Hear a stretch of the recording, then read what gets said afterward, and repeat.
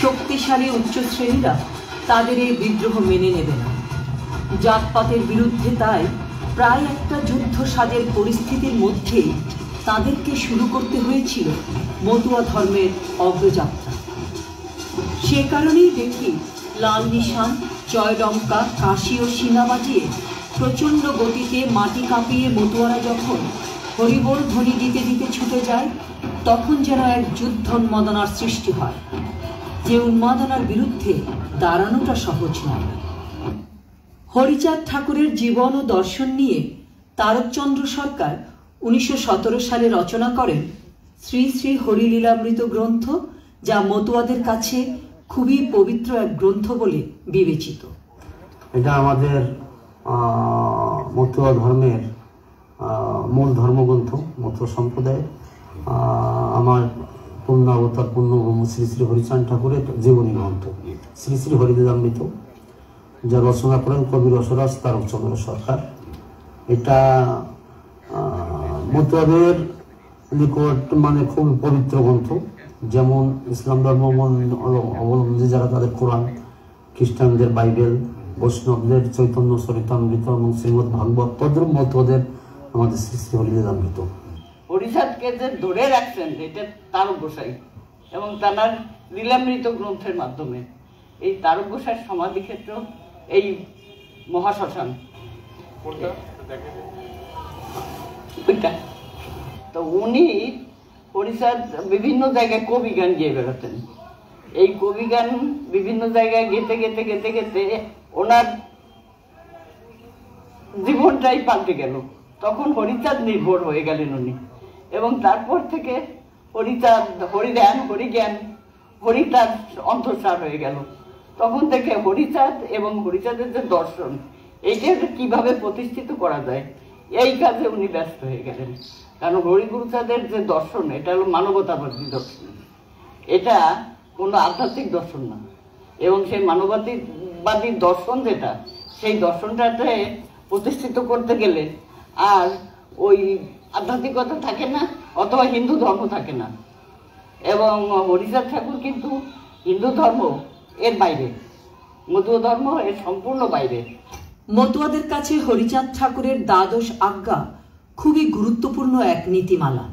নীতিগুলো হচ্ছে: সদা সত্য কথা কহিবে, পরস্ত্রীকে মাতৃজ্ঞান করিবে, মাতা পিতার প্রতি ভক্তি করো, জগৎকে প্রেম করো, চরিত্র পবিত্র ব্যক্তির প্রতি জাতিভেদ করিও না, স্বররিপুর নিকট সাবধান থাকিবে, কাহারও ধর্মনিন্দা করিও না, বাহ্য অঙ্গ সাধুসাজ ত্যাগ করো, হাতে কাম মুখে নাম করিবে, শ্রী শ্রী হরিমন্দির প্রতিষ্ঠা করো, দৈনিক প্রার্থনা করো এবং ঈশ্বরে আত্মদান করিবে।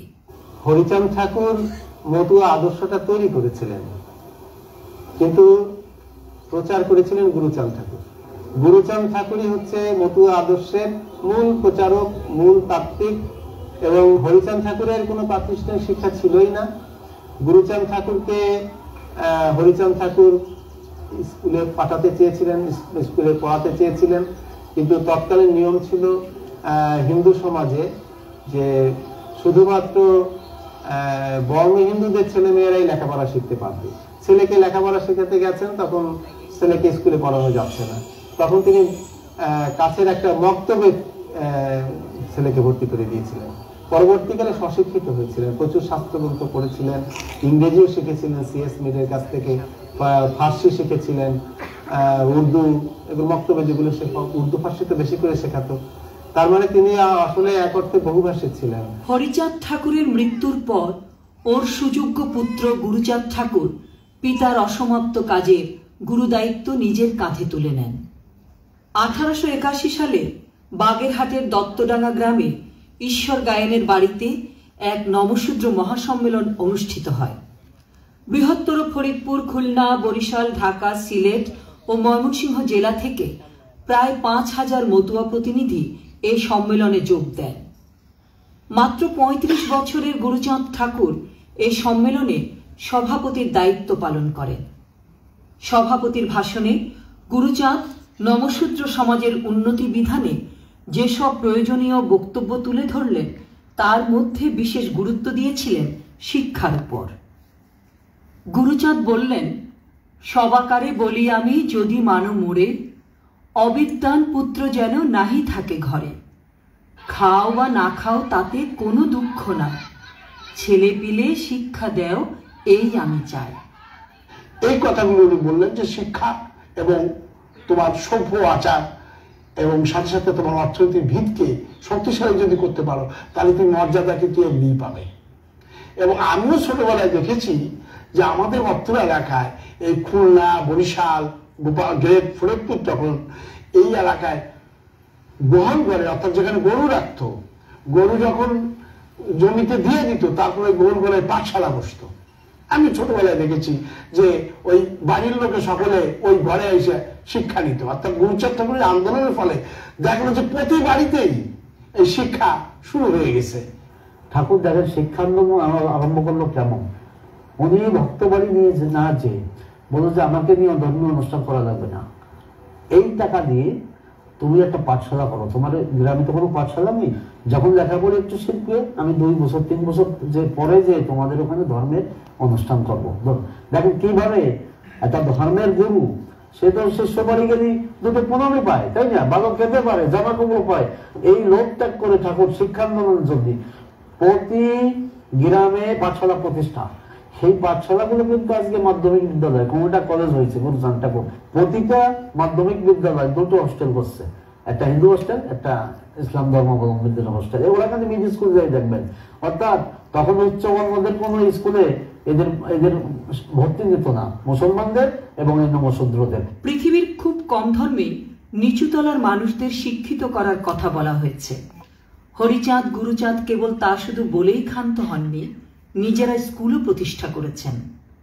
যেহেতু স্বদেশের উচ্চ শ্রেণীগুলো অন্তর্জাতের উন্নতি চাইত না, তাই গুরুচাঁদকে বিদেশি শাসকদের, বিশেষ করে অস্ট্রেলীয় মিশনারি ডক্টর C.S. মিডের মাধ্যমে স্বজাতির শিক্ষা ও জাগতিক উন্নতির চেষ্টা করতে হয়েছিল।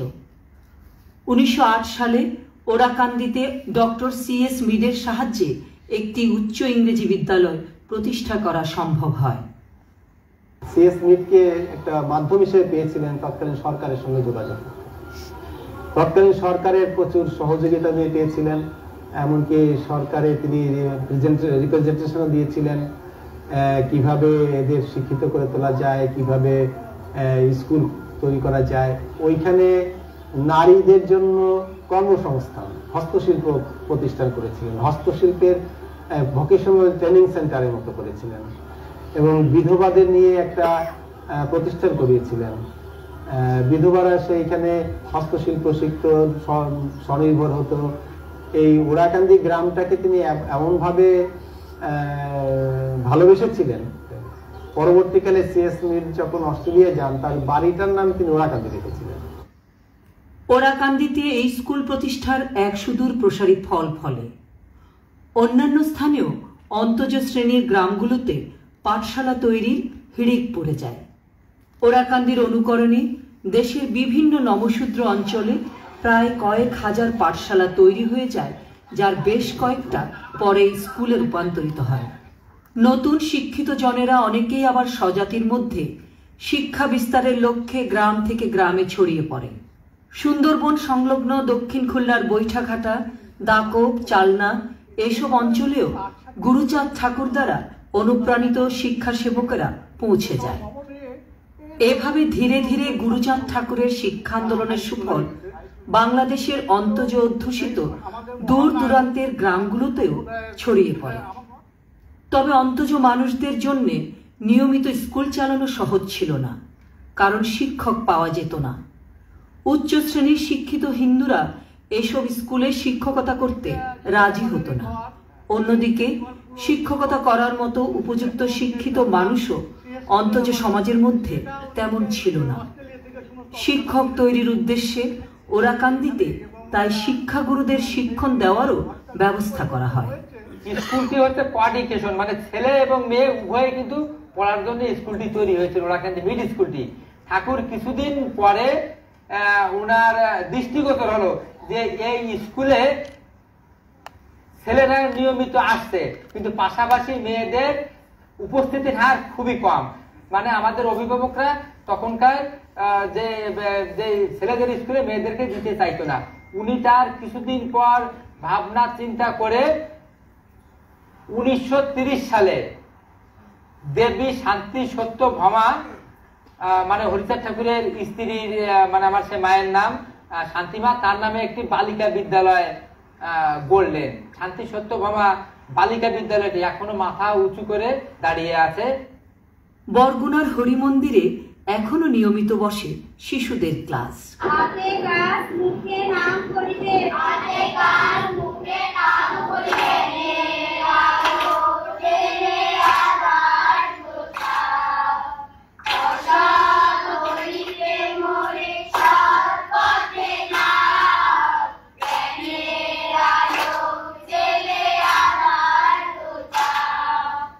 এক সময় এই গ্রাম থেকে 4টে ব্যক্তিকে গুরুচাঁদ ঠাকুরের অর্থে অনুপ্রেরণায় বিলেতে গেলেন, যেটা নমশূদ্র সমাজের প্রথম ব্যারিস্টার প্রমোদরঞ্জন ঠাকুর, প্রথম পিএইচডি ফিলোসফিতে ভগবতী ঠাকুর, প্রথম বার এটলা জজবাবু সুরেশ বিশ্বাস, প্রথম অ্যাডভোকেট অমূল্য দাস। ঠাকুর বলছে তারা রাজনীতি করে অধিকারভাবী কোথার থেকে, আইন সবাই যা, তাই না, আইন পাশ করাতে সহযোগিতা কর। এইভাবে নিজের ছেলে প্রমোদরঞ্জন ঠাকুরকে, নিজের নাতি, তাকে বলতে রাজনীতি কর। আমার মেজো কাকা শশীপতি ঠাকুর, উনিও পাকিস্তানে আমার এমপি ছিলেন। এবং আজকে দেখেন গুরুচাঁদ ঠাকুরের আর একটা শরিক, আমার ওই সিক্স জেনারেশন আমাদের ঠাকুরের, ওই শান্তনু ঠাকুর, সে মন্ত্রী, তার ভাই একজন এমএলএ। এই যে গুরুচাঁদ ঠাকুর এই জন্যই বলছেন, যাদের দল নেই তাদের বল নেই। একটা সংগঠনের বা একটা জাতির যারা একতাবদ্ধ যদি না হয়, তাদের কোনদিন বল থাকে না। এই জন্য ঠাকুর কিন্তু চরমভাবে বলতেন, দল করো অর্থাৎ সংগঠিত হন। মানে একটা আধুনিক মনস্ক ব্যক্তি ছিলেন গুরুচাঁদ ঠাকুর, যুগোপযোগী মানুষ। প্রথম ভারতবর্ষের মধ্যে পিছিয়ে পড়া সমাজের মধ্যে প্রথম পত্রিকা গুরুচাঁদ ঠাকুর 1906 সালে তিনি পত্রিকা বের করেন। এর মধ্যে 1907 সালে লর্ড ল্যান্সলট হেয়ারের কাছে, ছোট লর্ডের কাছে পাঠানো হলো সাউথ লিপি, যে আমাদের শিক্ষা প্রতিষ্ঠান দরকার, আমাদের চাকরি দরকার। তখন ব্রিটিশ মানে আসাম বেঙ্গল সরকার, ব্রিটিশ সরকার এই সমাজের জন্য সংরক্ষণের ব্যবস্থা করলো প্রপোর্শন অনুযায়ী, মানে সংখ্যানুপাতিক হারে। তার আগেই কিন্তু মুসলমানদের জন্য সংরক্ষণ হয়ে গেছে। এই সময় গুরুচাঁদ ঠাকুরও দাবি করলেন সিএস মিডের মাধ্যমে। তাহলে তিনি শিক্ষা প্রতিষ্ঠান করলেন, চাকরির ব্যবস্থা করলেন সিএস মিডের মাধ্যমে। এমই স্কুল হলো। আর গুরুচাঁদ ঠাকুরের প্রতিষ্ঠিত স্কুলে সব জাতির জন্য উন্মুক্ত ছিল। যেমন ওয়াকালিতে মুসলমান টিচারও ছিল, হিন্দু টিচারও ছিল, সমস্ত, এবং হোস্টেলও আলাদা আলাদা ছিল। এই যে শিক্ষা আন্দোলনে গুরুচাঁদ ঠাকুর বললেন যে আগে ধর্ম নয়, আগে শিক্ষা দরকার। তাই তার বাণীটা হলো, আগে তুই শিক্ষা জলে ভাস, তারপরে তুই ধর্ম জলে ভাসিস। একটা গুরু স্কুল করেছিলেন ওরাকান্দিতে। গুরু স্কুল করার মানে হচ্ছে ওই স্কুলের মধ্য দিয়ে অনেক ছাত্র বের হবে 8ম শ্রেণী পর্যন্ত। গুরু স্কুল বোধহয় 8ম শ্রেণী পর্যন্ত ছিল। তাদের কাজ হচ্ছে প্রত্যেক গ্রামে গ্রামে গিয়ে পাঠশালা তৈরি করা। যারা এই জিটি পাস করত তারা ওই বিভিন্ন গ্রামে গ্রামে চলে যেতেন, কারণ ওই হাটে আসতেন এবং বর্ষাকালে পরে তারা আসতেন, ওই হাট থেকে তাদের নৌকো করে নিয়ে আসা, তো তারা এসে 6 মাস ওখানে পাঠশালা করে। এই সময় এই যে শিক্ষা বিস্তারের যে প্রয়োজন আছে সেইটার জন্য তিনি মীর সাহেবকে নিয়ে বিভিন্ন জায়গায় যেতেন এবং একজন সাহেবকে দেখে আমাদের দেশের মানুষ খুব আপ্লুত হতেন। মীর সাহেব সেখানে সভাপতি হতেন, ওনারা সবাই বক্তৃতা করতেন। ইউপিপিতে জাগরণী সভা, এবং এই জাগরণী সভার ভেতর দিয়ে সমাজ সংস্কার, শিক্ষার বিস্তার, এই কাজগুলো করেছেন। এই গুরুচাঁদ ঠাকুর এই সিনেমের প্রধান যে গুরুচাঁদ ঠাকুরের জন্য আমরা লেখাপড়া শিখেছি। সেই গুরুচাঁদ ঠাকুরের নামে আমরা একটা বিদ্যালয় স্থাপন করতে পারিনি। এই লক্ষ্যে এই চান্দারবিল অধ্যুষিত 7টি গ্রাম, শান্তকুড়িয়া, চককুরুলিয়া, বড়খোলা, পাথরগ্রাম, বড়ভিটা, বরমপাল্টা, রাধানগর, এই চান্দারবিলের মাঝখানে রিমোট এরিয়া। এই জায়গাতে আমরা চিন্তা ভাবনা করলাম যে ঠাকুর আমাদের লেখাপড়ার অধিকার দিয়েছে, সেই ঠাকুরের নামে একটা বিদ্যালয় প্রতিষ্ঠা করা যায় কিনা। তো চককুরুলিয়ার মৃধা বংশ, তাদের এই জমিটা, তাদের কাছে যখন জমিটা চাইলাম, তারা দারিদ্রতার নিচে বসবাস করে। তো তারা কিছু দান করছে, আবার এখান থেকে যারা মতুয়া ভাবাদর্শের মানুষ তারা এখান থেকে কেউ 1 কাঠা, কেউ 2 কাঠা, কেউ 5 কাঠা জমি কিনে এই প্রতিষ্ঠানের নামে দান করছে। যারা এই মতুয়া আন্দোলনের সাথে জড়িত আমাদের অনেক মুরব্বী আছে প্রত্যেকটা গ্রামে, সেই মুরব্বীরা যেভাবে ধান কালেকশন করছে, আমাদের টিচাররা ধান কালেকশন করছে, 3 উপজেলার ছেলেমেয়েরা এখানে পড়াশোনা করে এবং এখন পর্যন্ত 2024 সাল এখন পর্যন্ত এখানে পায়ে হাঁটা এবং নৌকাই একমাত্র এখানে যাতায়াতের অবলম্বন। গত 30 বছরে একটা অভূতপূর্ব পরিবর্তন এসেছে আমাদের মতুয়া তথা নিচু সম্প্রদায়ের মানুষের মধ্যে। ঘরে ঘরে শিক্ষিতের সংখ্যা বৃদ্ধি পেয়েছে। টোটাল যারা এখন বেড়ে উঠছে তার প্রায় 80% শিক্ষার সাথে আছে এবং আমার জানা মতে প্রায় 30%-এর উপরে তারা উচ্চশিক্ষার সাথে যুক্ত আছে। শিক্ষা ছাড়াও স্বাস্থ্য ও পরিবেশ সুরক্ষার জন্য প্রত্যেক গৃহে শৌচাগার গড়ে তোলার উপরও গুরুচাঁদ বিশেষ গুরুত্ব দেন। ভক্তদের এমনও বলেন যে বাড়িতে শৌচাগার নেই সে বাড়িতে তিনি যাবেন না। শুধু পাঠশালা নয়, মেয়েদের সেখানে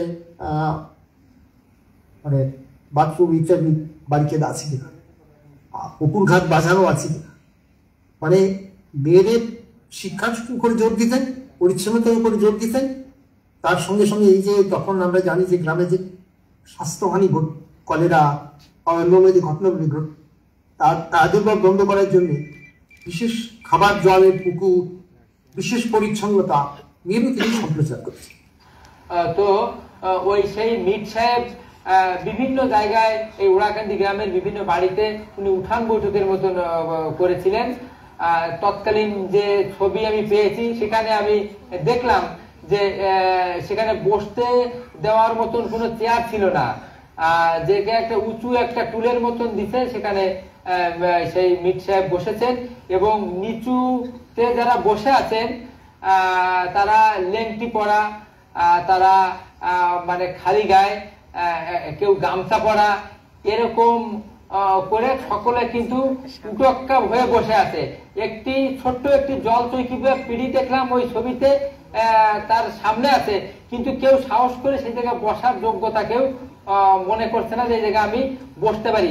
এইরকম একটি মানসিকতার জায়গা যেটা 100-150 বছর আগে, এই জায়গা থেকে গুরুচাঁদ ঠাকুর যেমন সাঁতার না জানা মানুষ কেউ জলে পড়ে গেলে হাবুডুবু খায় জলের ভিতরে, এইরকম হাবুডুবি খাওয়া একটি জনজাতিকে গুরুচাঁদ ঠাকুর নিজে হাতে ধরে তুলে এই আমাদের আজকের এই অবস্থানে কিন্তু ঠাকুর নিয়ে এসেছেন। তিনি আরো অনেকগুলো শিক্ষা কিন্তু আমাদের কথিত সমাজকে দিয়েছে। তার মধ্যে একটা আগেকার একদম বাকি মানে কৌতুক একটি ডায়েরি শক্তিতে নির্ধার করেছিলাম, যেখানে তিনি বলছেন ছোটদের বলছেন যে মাথা উঁচু করে আকাশের দিকে দেখাসি, অর্থাৎ এই যে মাথা উঁচু করতে সে তো তাদের বলতেন যে ভুঁড়ি ওড়ালেও একটু উপরের দিকে দেখা হতো অভ্যাস হয়। এই যে একটা বড় পৃথিবী আছে তাকে আবিষ্কার করা এবং নিজেরা একদম মাথা নিচু করে মাটির মধ্যে আবদ্ধ থাকবো, তার থেকে তিনি বেরিয়ে আসার শিক্ষা দিচ্ছেন। তবে শিক্ষিত হলেও 1906 সালের আগে অন্তজ শ্রেণীর শিক্ষিত মানুষেরা কোনো সরকারি চাকুরি পেতেন না বা তাদের চাকুরি দেওয়া হতো না। গুরুচাঁদ ঠাকুর উদ্যোগী হয়ে তৎকালীন বাংলার গভর্নর লর্ড ল্যান্সলট হেয়ারকে 1907 সালে অন্তজদের জন্য সরকারি চাকুরির দাবি তুলে এক স্মারকলিপি পেশ করেন এবং অন্তজ শ্রেণীর চাকুরি পাওয়ার বাধা অপসারিত হয়। গুরুচাঁদ ঠাকুর নারীর অধিকারের প্রতি বিশেষভাবে গুরুত্ব দিয়েছে। আমরা দেখবো যে পদ্মবিলা নামক যে গ্রাম, যেখানে দশরথ বিশ্বাসের বাড়ি, সেখানে একই সঙ্গে মেয়েরা এসে ধর্মকর্মে অংশগ্রহণ করছে, এটা কিন্তু তথাকথিত হিন্দু ধর্মে আচরণ তা তিনি করছিল না। তো এবং সেখানে মেয়েরা পুরুষের পায়ে প্রণাম করছে, পুরুষরা মেয়ের পায়ে প্রণাম করছে, এইটা দেখা যায় না। মেয়েদের প্রণাম করছে পুরুষ, ওটা দেখা যায় না। পুরুষতন্ত্রের একটা বড় ব্যাপার। তো তার জন্যে গ্রামের মানুষ তারা গিয়ে তৎকালীন নায়ককে নালিশ করেন। নায়ের এসে দশরথ বিশ্বাসকে জুতো পড়ানো এবং 10 কাতা পরিমাণ। তারপরের দিন হরিচাঁদ ঠাকুর একটা আশ্চর্য ঘটনা, তিনি সমস্ত মেয়েদের ডেকে একটা কাছারি বসে এবং সেই কাছারিতে প্রধান বিচারক হলেন একজন মহিলা, প্রধান উকিল হচ্ছেন একজন মহিলা। তিনি আপিল করছে সেখানে, আচ্ছা যে এই ঘটনা এবারে মহামান্য আদালত একটা বিচার, সেখানে মহিলারাই বিচারক, মহিলারাই উকিল, বিচার ঠাকুর একদম আবেদন করে, তিনি অভিযোগ করছে এই যে নারীকে তিনি এত বড় সম্মানটা, এটা একটা আজব ব্যাপার, ভাবা যায় না ওই সময়। হরিচাঁদ গুরুচাঁদ ঠাকুর উভয়ই বেশ কিছু নিবেদিত প্রাণ ভক্ত পেয়েছিলেন। হরিচাঁদ ঠাকুর পেয়েছিলেন তারকচন্দ্র সরকারকে, আর গুরুচাঁদ ঠাকুর পেয়েছিলেন খুলনার ধনাঢ্য ব্যক্তি গোপাল সাধুকে, যিনি গুরুচাঁদের শিক্ষা চিন্তা ও সমাজ সংস্কারের কাজে নিজের সমস্ত অর্থ ব্যয় করেছিলেন। গোপাল সাধু মশাইয়ের পৈতৃক সম্পত্তি, আয় উপার্জন যা কিছু ওনার ছিল সমস্ত কিছুই তিনি উৎসর্গ করেছিলেন ঠাকুরের প্রতি। এমনকি গোপাল সাধুর যে নিজ বাড়িটি, সেই বাড়িটিও তিনি গুরুচাঁদ ঠাকুরের কল্যাণে, মতুয়াদের কল্যাণে গুরুচাঁদ ঠাকুরের নির্দেশে তিনি দলিল করে দিয়েছিলেন। এবং গুরুচাঁদ ঠাকুর শেষ জীবনে গোপাল সাধুকে বলেছিলেন, গোপাল তুমি সংসার ত্যাগ করো, তুমি খুলনাতে আশ্রম প্রতিষ্ঠা করে আমাদের সম্প্রদায়ের মানুষের লেখাপড়া এবং তাদের আবাসিক ব্যবস্থা করো। গোপাল সাধু খুলনার লবণচড়ায় গিয়ে তিনি 43 বিঘা জমির উপরে তিনি আশ্রম প্রতিষ্ঠা করেন, সেখানে ছাত্রাবাস প্রতিষ্ঠা হয় এবং সেই 1940-এর দশকে গুরুচাঁদ ঠাকুরের নির্দেশে মতুয়াদের মধ্যে প্রথম ছাত্রাবাস এবং আমাদের দরিদ্র ছেলেদের সেখানে রেখে কর্তব্য পালন করেছেন। শ্রীধাম ওরাকান্দিকে কেন্দ্র করে যে সকল প্রধান প্রধান ভক্তরা তৎকালীন সময় মতুয়া ধর্ম বিকাশে, মতুয়া ধর্ম প্রচার প্রসারে কাজ করেছিলেন, তাদের সেই বিচরণ ভূমি, তাদের সেই আশ্রম, যে আশ্রম থেকে তারা ভক্তবৃন্দের সাথে সম্পৃক্ত থাকতেন, সম্পর্ক রাখতেন, সেই সমস্ত আশ্রমগুলিকে, সেই সমস্ত পীঠস্থানগুলিকে শ্রী শ্রী গুরুচাঁদ ঠাকুর শ্রীপাঠ হিসেবে ঘোষণা করেন। এবং লক্ষ্মীখালী, ওখানে বলা আছে যে 11তম শ্রীপাঠ ধাম লক্ষ্মীখালী, এভাবে আমরা জেনে থাকি। তো এইরকম গঙ্গাচরণা শ্রীপাঠ রয়েছে, তারক গোসাইয়ের বাড়ি, আমাদের 16টা শ্রীপাঠ রয়েছে। গুরুচাঁদ ঠাকুরের এই প্রজ্ঞাটা ছিল যে তার অন্তজ সম্প্রদায়ের উন্নতির জন্য তাকে রাজশক্তির কাছে যেতে হবে, এবং তিনি তা গিয়েও ছিলেন। তাই দেখি গুরুচাঁদ ঠাকুর ব্রিটিশ পণ্য বয়কটের কংগ্রেসের স্বদেশী আন্দোলনে যোগ দিতে চাননি। উনি মনে করতেন এটা সচ্ছল ও উচ্চবংশীয়দের আন্দোলন। তাই দেখি গুরুচাঁদ ঠাকুর ইংরেজদের করা 1905-এর বঙ্গভঙ্গ সমর্থন করেছিলেন। তার মনে হয়েছিল বঙ্গভঙ্গের ফলে তার সম্প্রদায়ের লাভ হবে। আবার 1921-এর গান্ধীজির অসহযোগ আন্দোলন তিনি সমর্থন করেননি, কারণ মনে করেছেন এই অসহযোগে তাদের লাভ হবে না। তিনি বলেন, অন্তজ মানুষদের পরনে এক ফালি বস্ত্র, আহার্য মোটা ভাত, তাদের বর্জন করার আছেটা কি? এদেশের উচ্চ শ্রেণীর মানুষেরা তাদেরকে তো মানুষ বলেই গণ্য করে না। তাই দেখি গুরুচাঁদ ঠাকুরের অনুসারীরা কৃষকদের তেভাগা আন্দোলনে সাহসী ভূমিকা রাখেন। আর 1971-এ বাংলাদেশের মুক্তিযুদ্ধে মতুয়ারা বিশালভাবে অবদান রাখেন। ওরাকান্দি হয়ে ওঠে বাংলাদেশের মুক্তিযুদ্ধের এক কেন্দ্রে। 71 সালে ওরাকান্দিতে বৃহত্তর ফরিদপুর সেক্টরে প্রধান মুক্তিযুদ্ধের প্রধান ঘাঁটি ছিল ওরাকান্দি। ওরাকান্দি এই ঘাঁটিটির যে একদম শীর্ষস্থানীয় যে মুক্তিযোদ্ধার নেতৃবৃন্দ, ওনারা এই ঘাটটিতেই বসতেন। এই যে ঠাকুরের ছবির পাশের যে ঘাটটি, এই ঘাটটি মূলত আমার বাবা জ্যাঠামশাই ওনারা বসতেন, এবং এটি ঠাকুর বাড়ির একটি সংরক্ষিত ঘাট, যে ঘাটে ঠাকুর পরিবারের ভিন্ন অন্য কোনো লোক বসে না। কিন্তু মুক্তিযুদ্ধ চলাকালীন সময়ে মুক্তিযুদ্ধের প্রধান যে ট্রেনিং ক্যাম্পটি ছিল সেটি ওরাকান্দি হাই স্কুলে, এবং মুক্তিযুদ্ধের যে পরিকল্পনা বা নেতৃত্ব দানকারী যেসব ব্যক্তিবর্গ ওনারা এই ঘাটে বসতেন। এবং যারা আহত মুক্তিযোদ্ধাদের জন্য সেখানে চিকিৎসার ব্যবস্থা করা হতো। আর দক্ষিণ অঞ্চলে বরিশাল, আপনার খুলনা, পটুয়াখালী, ভোলা, ওই অঞ্চল থেকে যত শরণার্থী ভারতবর্ষে যেতেন, ভারতবর্ষে যাওয়ার পথে ওরাখান্দি আসতেন, ঠাকুরবাড়ি মন্দিরে প্রণাম করে তারপরে ভারতে যেতেন। অর্থাৎ এই যে 9 মাস পর্যন্ত এই যাত্রীদের কিন্তু ঠাকুরবাড়ির আশ্রয় দেওয়া হয়েছিল এবং সবাইকে খেতে দেওয়া হতো। এখানে হয়েছিল আপনার এই জায়গায় অনেক শরণার্থী কাছে থাকতেন।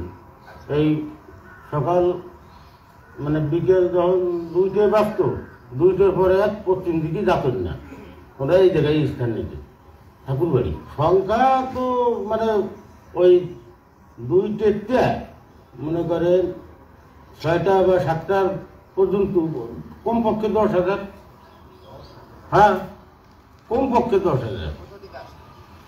এই আসতো আপনার বরিশালের থেকেই বেশি, বরিশাল এই আমাদের এই দিয়ে মানে গোপালগঞ্জ তোরগঞ্জ দিয়ে এই দিকে যত লোক সব লোকে এই জায়গায় এসে স্থান নিতেন। একদম ভিতর বাড়ি দিয়ে দিয়ে ওই রাত থাকতেন, সকালে আবার ভোর হতে চলে যেত, ইন্ডিয়ায় চলে যেত। দেখা যাচ্ছে যে রাত্রিবেলায় লোক মারা গেছে, সকালবেলা এনাদের একটা নৌকো ছিল, সেই নৌকোটা হলে আমরা সেই লোক ফেলাইছি আপনার এই মানে তখন তো বর্ষা, তখন তোর মাটি দেওয়ার কোনো সিস্টেম ছিলেন না। ওই দেখা যেত যে কচুরির ভিতর দিয়ে পানির ভিতর দিয়ে ফেলাইছি আর কি। আমরা তো ধরেন ডেলি সকাল বিকেল দিয়ে কমপক্ষে হলো 30 জন ফেলাইছি, একদম মিনিমাম।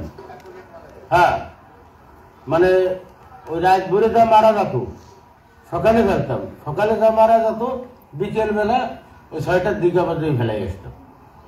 গুরুচাঁদ বিশ্বাস করতেন অনুন্নত মতুয়াদের নিজেদেরকে রাজনৈতিকভাবে ক্ষমতায়িত হতে হবে। বলতেন রাজবেশে সাজো রাজ সাজে। 1935 সালে ভারত শাসন আইন প্রবর্তিত হলে তিনি দলিতদের উদ্দেশ্যে বলেন, আইনসভায় যাও, আমি বলি রাজা হও, দূর করো এ জাতির ব্যথা। যোগেন্দ্রনাথ মণ্ডল, যার উদ্যোগে দক্ষিণ বাংলা থেকে বাবা সাহেব আম্বেদকর ভারতের সংবিধান পরিষদে নির্বাচিত হতে পেরেছিলেন, সেই যোগেন মণ্ডলের রাজনৈতিক উত্থানের পেছনেও মতুয়াদের ভূমিকা ছিল। প্রায় শতাধিক বছর ধরে হরিচাঁদ গুরুচাঁদ এই পিতা পুত্রের জীবন ও কর্মযজ্ঞ মতুয়া জনগোষ্ঠীর উপর এক ব্যাপক প্রভাব ফেলে। হরিচাঁদ ঠাকুর মনে করতেন কেবল নমশূদ্র নয়, সব ধরনের নিপীড়িত জাতিসত্তার প্রতি ওর দায়িত্ব রয়েছে। ফলে দেখা গেল সে সময় নমশূদ্র ও অন্তজ শ্রেণীগুলো, এমনকি অনেক ব্রাহ্মণ ও কায়স্থ জাত্যাভিমান ত্যাগ করে মতুয়া ধর্ম গ্রহণ করেছিলেন।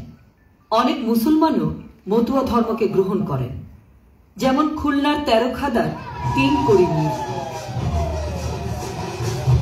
গুরুচাঁদ ঠাকুর ব্রাহ্মণহীন ও বেদাচারের বাইরে পূজা পদ্ধতির প্রচলন করেন। কোনো মোল্লা বা পুরুষ ছাড়াই তিনি 3 কড়ি মিয়ার সঙ্গে মালঞ্চ সাহার বিয়ে দেন। মতুয়া দর্শন যে সাম্প্রদায়িকতা ও জাতপাতের ঊর্ধ্বে, এই বিবাহ ও এই দম্পতি তার এক উজ্জ্বল উদাহরণ হয়ে রয়েছে। আমরা সকল ভক্ত সমন্বয়ে আমরা এসেছি 3 কড়ি ফকিরের কবর দর্শন করার জন্য।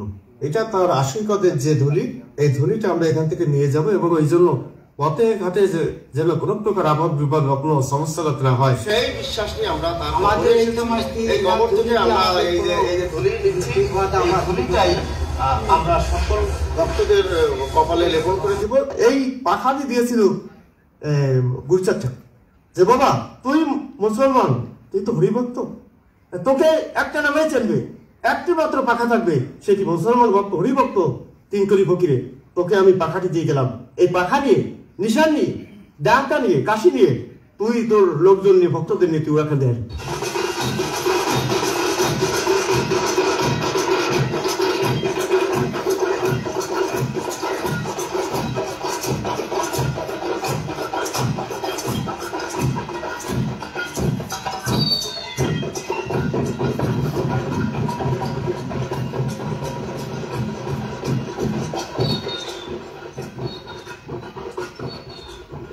শতকের বাংলার বহুল আলোচিত বেঙ্গল রেনেসা ও ব্রাহ্ম ধর্মটা ছিল মূলত শহর কেন্দ্রিক।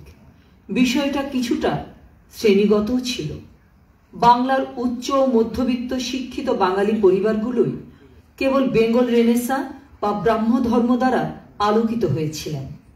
দেশের অন্তজ শ্রেণীগুলো বা গ্রাম বাংলা ছিল সে রেনেসার আলো থেকে বঞ্চিত ও অনেক দূরে। ব্রাহ্মণ্যতন্ত্রের বিরুদ্ধে লড়াইয়ের ক্ষেত্রে বাঙালি উচ্চবর্ণের সমাজ সংস্কারকদের চেয়ে আমরা বরং দেখব গ্রাম বাংলার সমাজ সংস্কারক হরিচাঁদ ঠাকুর অনেক বেশি দৃঢ়তা ও নির্ভীকতা দেখাতে পেরেছিলেন।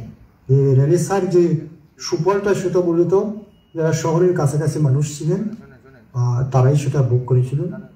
এমনকি হুগলি বা মেদিনীপুরের যে অন্তর্জ সমাজের যে মানুষ বাগদি বাউরি দেখি আমরা দেখবো যে সেখানে কিন্তু শিক্ষার সুযোগ সম্প্রসারিত হয়। সেইখানে হরিচাঁদ পরবর্তীকালে তার কিছু হরিচাঁদ ঠাকুর যে শিক্ষা আন্দোলন তার সূচনা করেন সেটা একেবারে নিচুতলার মানুষের কাছে তুলছে।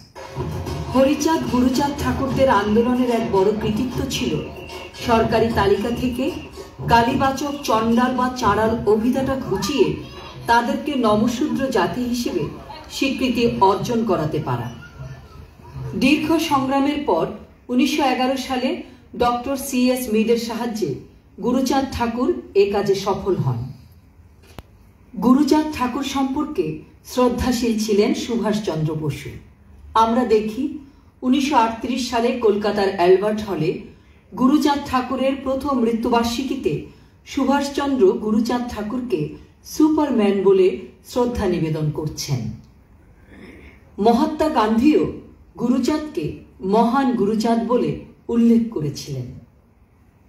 মতুয়া ধর্ম আন্দোলনকে দেশে বিদেশে ছড়িয়ে দেবার জন্য গড়ে উঠেছে একাধিক সংগঠন। 1947 সালে দেশভাগের পর এরপরে বাংলাদেশের স্বাধীনতা যুদ্ধ, এই সময়টায় মিশনের কার্যক্রম চলতেছিল, সেটি মোটামুটিভাবে চলতেছিল। পরবর্তীতে আমাদের ঠাকুরের ষষ্ঠ পুরুষ শ্রী শ্রী পদ্মনাভ ঠাকুর, তিনি মূলত এই মিশনের হালটাকে ধরেন। এটাকে উনি প্রথম একেবারে রাজধানীতে নিয়ে আসেন। হরিচাঁদ ঠাকুর বলে গেছেন, কারো ধর্ম নিন্দা করো না, চরিত্র পবিত্র ব্যক্তির প্রতি জাতিভেদ করো না।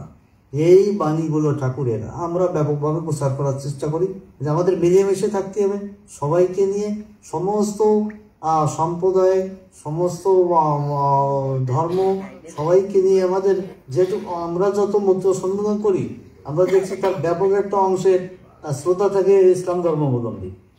এই সাম্যবাদী বিশ্ব মানবতাবাদী একটি দর্শন, মতুয়া দর্শন। এই দর্শনের মূল উদ্দেশ্য, আদর্শ নিয়েই আমরা বিভিন্ন জায়গায় বিভিন্ন প্রান্তে আমরা মতুয়া সম্মেলন করে থাকি। শুধু দেশ নয়, আন্তর্জাতিক পরিমণ্ডলেও আন্তর্জাতিকভাবে মতুয়া মহাসম্মেলন অনুষ্ঠিত হয়।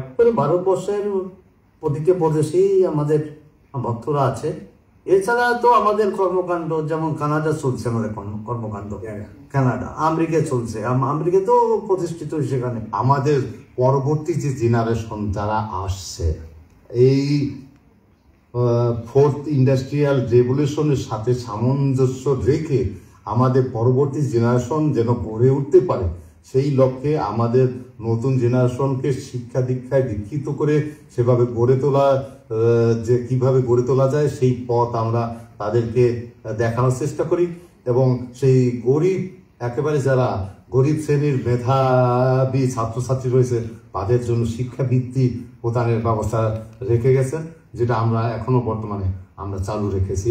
এবং এই শ্রী হরিগুলচাঁদ মতুয়া মিশনের শুধুমাত্র একটি সংগঠন নয়, এর অঙ্গ সংগঠন রয়েছে 11টি। যেমন শ্রী হরিগুলচাঁদ মাতৃ সংসদ, শ্রী হরিগুলচাঁদ মতুয়া মিশন যুব সংসদ, শ্রী হরিগুলচাঁদ মতুয়া মিশন দাতব্য চিকিৎসালয়, এরকম করে মোট 11টি অঙ্গ সংগঠন রয়েছে। বর্তমানে আমাদের শ্রী হরিগুলচাঁদ মতুয়া মিশনের শাখা, এটা প্রায় 50টি জেলাতে কার্যক্রম চলছে। বাংলাদেশ মতুয়া মহাসংঘ মূলত শ্রী শ্রী হরিচাঁদ গুরুচাঁদ ঠাকুর কর্তৃক প্রবর্তিত এই মতুয়া ধর্ম দর্শনের প্রচার প্রসারে কাজ করে থাকে। আমাদের সমাজের প্রথম ব্যারিস্টার শ্রী প্রমথরঞ্জন ঠাকুরের মাধ্যমে এটি সম্প্রসারিত হয় এবং শ্রীধাম ওরাকান্দি থেকে এর সূচনা হয়। তৎকালীন খুলনা জোন থেকে 1942-43 সালে ধর্মীয় প্রসার, ধর্মদর্শনের বিকাশ এবং এই জনসমষ্টির কল্যাণ তথা একটি সামাজিক বিপ্লবের লক্ষ্যে বাংলাদেশ মতুয়া মহাসংঘ তখন ছিল না, তখন মতুয়া মহাসংঘ নামেই আত্মপ্রকাশ করে।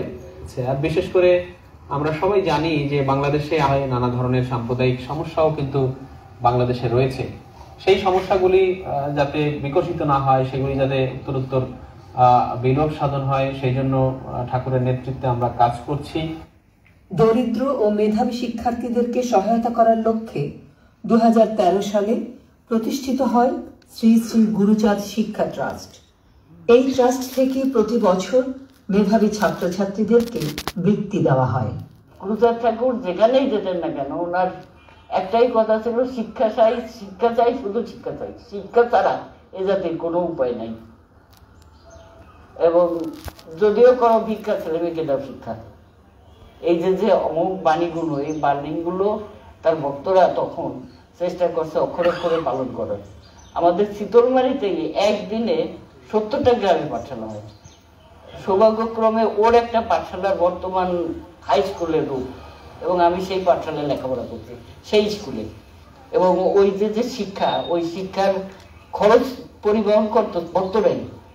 তারা ওই মুঠ চাল, ওই যখন ভাত রান্না করতে যাবে তখন হরিচাঁদ ঠাকুরের নামে 3 মুঠ চাল উঠে রাখতো। বাবা হরিচাঁদ তুমি রক্ষা করো, বাবা হরিচাঁদ তুমি রক্ষা করো, বাবা হরিচাঁদ তুমি রক্ষা করো, এই বলে 3 মুঠ চাল উঠে রাখতো। ওইটা দিয়ে ওই পাঠশালা প্লাস পাঠশালার যে শিক্ষক তার বেতন দেওয়া হতো। যে মানুষটা তার জীবদ্দশায় 4553টা পাঠশালা করে গেছেন, অথচ তা করি একটাও তো নাই। তিনি এইভাবে স্কুলগুলো পরিচালনা করছেন। অথচ আমরা একটা স্টুডেন্ট, গরিব একটা স্টুডেন্ট, সে যাতে লেখাপড়ার অভাবে হারায় না যায় তেমন কোনো ব্যবস্থা তো আমরা করতেছি না। তারপরে তো ওই লিফলেট করা হবে। এর মধ্যে আমার ইউনিভার্সিটির কিছু ফ্রেন্ড ছিল, আরও কিছু পরিচিত, ওদের নিয়ে টিয়ে মোটামুটি কমিটি করার মতো মানুষ জোগাড় হয়ে গেল। এমন দিন গেছে আমার 1 লক্ষ টাকা নিয়ে ঘরে ফিরতে হয়েছে। রাত 12টা 1টায় ফোন করছে আমি আপনার সদস্য হব।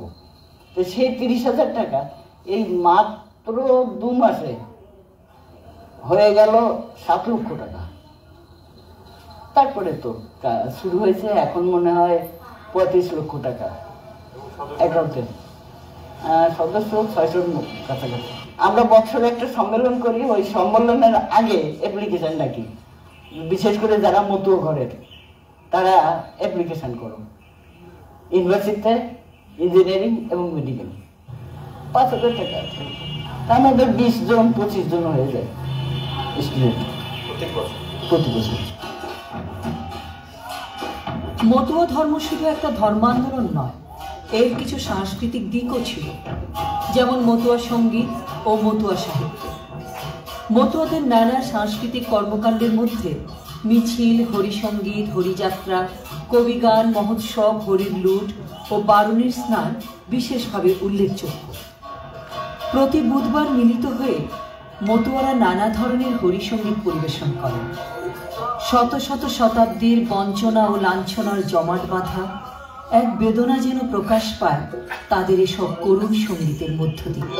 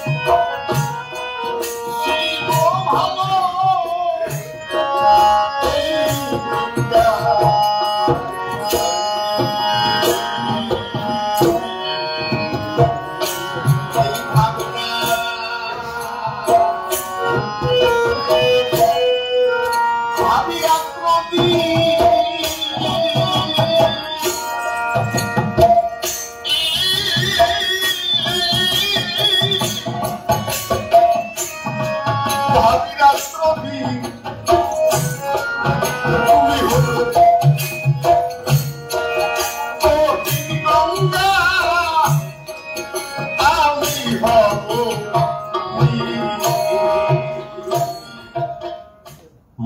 আন্দোলনকে কেন্দ্র করে আমরা দেখতে পাচ্ছি যে সুবিশাল সাহিত্য সম্ভার রচিত হল। সেটা কি কি অবলম্বনে? হরিচাঁদ ঠাকুরের জীবনী নিয়ে, ভক্তদের জীবনী নিয়ে, সাধকদের জীবনী নিয়ে তৈরি হলো তার জীবনী কাব্য, যেটা চৈতন্য যুগে হয়েছিল বাংলা সাহিত্যের অন্য একটা ধারা, যে জীবনী সাহিত্য, মানুষকে নিয়ে জীবনী সাহিত্য। এই মানুষকে নিয়ে জীবনী সাহিত্য তৈরি হলো, মতুয়া সাহিত্যের জীবনী কাব্য। সেটা গদ্যে পদ্যে ইংরেজিতে এ পর্যন্ত জীবনী সাহিত্য রচিত হয়েছে 155টি। তার মধ্যে বৃহত্তর হলো গুরুচাঁদ চরিত দেখলেন, হরিলাল। আবার আমরা পালা গান দেখতে পাচ্ছি। সেখানে আরেকটা আছে আপনার আধুনিক নাটকের অনুসরণে মতুয়া নাট্য সাহিত্য। সেখানে আমি পেয়েছি 13খানা নাটক আর 67টা হরিযাত্রা পেয়েছি। মতুয়া সাহিত্য, সংস্কৃতি, ইতিহাস ইউনিভার্সিটিতে পাঠ্য যেমন, তেমনি এ পর্যন্ত 14টি পিএইচডি গ্রন্থ রচিত হয়েছে, মানে পিএইচডি লাভ করেছেন। মতুয়া দর্শনের একটি গুরুত্বপূর্ণ কথা হচ্ছে ধানের তুল্য ধন নাই, গানের তুল্য সাধন নাই। এই কথাটার মধ্যে সাধনার সাথে সাথে একটা কৃষি সভ্যতার জয়গানও গাওয়া হয়েছে। হরিচাঁদ ঠাকুর নিজে ভালো সঙ্গীত পরিবেশন করতে পারতেন। এই যে মানে সঙ্গীতের সাধনা, সেটা হচ্ছে মতুয়া সাধনার আরেকটা স্তম্ভ। আর হরিচাঁদ ঠাকুর নিজে দেখেন যাদের সাথে তিনি মানে একটা গোষ্ঠী গড়ে তুলেছিলেন, সেই মৃত্যুঞ্জয় বিশ্বাস, দশরথ বিশ্বাস, এরা সব চারণকুল, আনন্দ সরকার, তারক সরকার।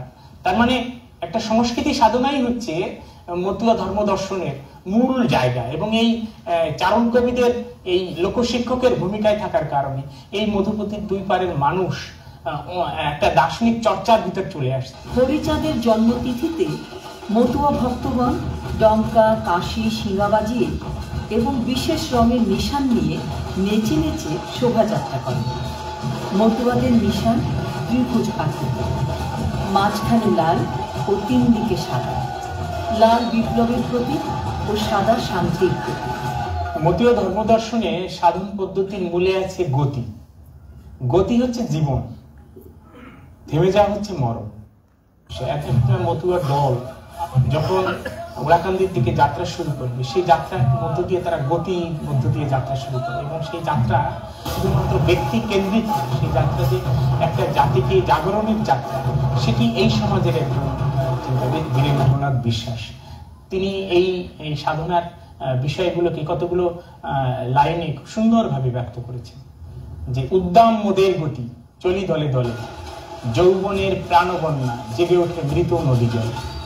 মৃত্যুর স্তব্ধতা ভেবে জীবনের জয় ঢঙ্কার দিগন্ত ধ্বনিত করি, দীপ্ত তেজে উঠে কিছু পায়।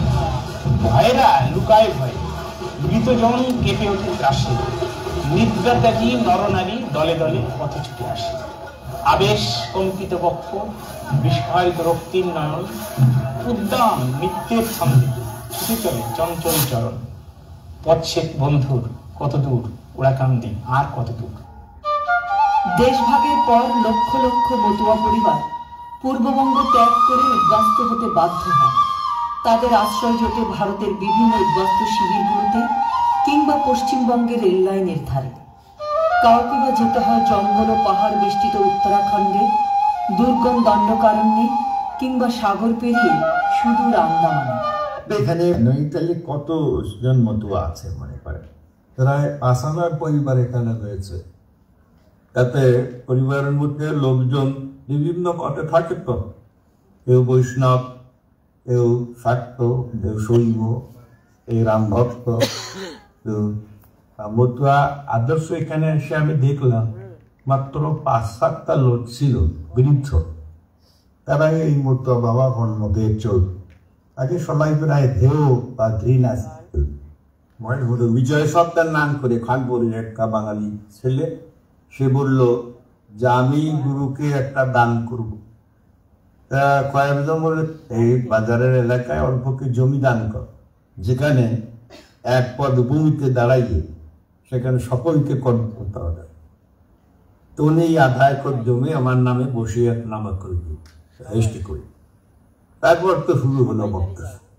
1983 থেকে এই মত ইতিহাস শুরু হলো। এখানকার সব লোকই ঝাঁপিয়ে উঠেছে, তারপর সৎস্তম্ভ লোক ছিলেন, অন্যান্য সম্প্রদায় সবাই সেখানে আমাদের সহযোগ করেছিল। তারপরে আস্তে আস্তে প্রচারের মাধ্যমে গ্রামে গ্রামে এই মতটা প্রচারিত করি। এখন আমরা উত্তরখণ্ডে যারা আছে সব হরিচাঁদ আর গুরুচাঁদের দুশ্মন, ভগবানের নাম করা। আর এর থেকে যারা অতি ডাউন প্রবলেম ব্যক্তি, মানে ইলিটারেট পার্সন, একে জ্ঞান দিয়ে, চেতনা দিয়ে, আদর্শ নাগরিকত্ব এবং মনুষ্যত্ব তাদের মধ্যে ফুটান। ঠাকুরের জন্মোৎসব হয় মধুকৃষ্ণা ত্রয়োদশী, যে প্রায় চৈত্র মাসে। ওই সময় এখানে ব্যাপক মাসখানেক ঘুরে বিরাট অনুষ্ঠান হয়। পাহাড়িরাও আসে, হুকসা, থাড়ি, এদেশের সমস্ত সম্প্রদায়, পাঞ্জাবি, সবাই মিলে আমরা এখানে হরিনাম করি এবং এক পাত্রে বসে খাই। কেন হরিনাম চলে, আর যাত্রা গান হয়, কবি গান হয়, হরিনাম প্রচারের জন্য যেসব সেই সব সংস্থা হয়। দণ্ডকারণ্যে বাঙালি ছাড়াও আদিবাসী এবং স্থানীয় অন্যান্য জাতিরাও কেউ কেউ মতুয়া ধর্মে দীক্ষিত হয়েছেন। পূর্ববঙ্গে আমাদের বাড়ি ছিল খুলনা জেলার মটিয়াঘাটা থানা সুখদাড়া গ্রামে। তো এদেশে আসার পর পুনর্বাসন মন্ত্র ভারতবর্ষের বিভিন্ন এলাকায় পুনর্বাসন দেয়। তার মধ্যে এই দণ্ডকারণ্য প্রজেক্ট, মালকানগিরি প্রজেক্ট একটা অন্যতম। এই মালকানগিরি প্রজেক্টে প্রথম 1964 সালে এখানে গ্রামের পত্তন হয়। আজকে যে দেখছেন শস্য শ্যামলা মালকানগিরি, কিন্তু সে সময় এত জঙ্গলাকীর্ণ ছিল যে দিনের বেলায় লোক একা একা হাঁটতে সাহস করতো না, বিভিন্ন রকমের বাঘ, ভালুক, বন্য পশুর ভয়। তো সেই অবস্থায় 1987 সালে আমরা কয়েকজন মিলে একটা চিন্তাধারা নেই যে অন্তত আমাদের এই মানুষগুলি যে যেখানে আছে, আমাদের একটা সংগঠন যদি তৈরি করি, সেই সংগঠনের মাধ্যমে আমরা একে অপরের মধ্যে মিলতে পারবো, নিজেদের সুখ দুঃখের কথা বলতে পারবো।